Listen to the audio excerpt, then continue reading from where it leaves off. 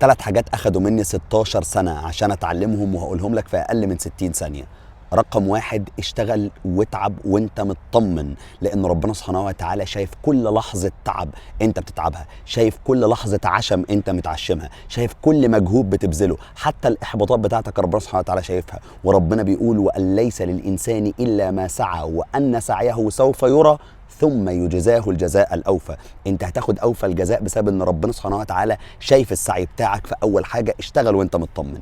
2، ما تستناش حد، ما تستناش حد ولا تستنى ظروف ولا تستنى اي حاجه، لانه كتير من السنين هتضيع منك وانت قاعد ظروف تتحسن او حد يساعد او اي حد يعمل اي حاجه، وفي الاخر هتكتشف ان انت الوحيد المسؤول.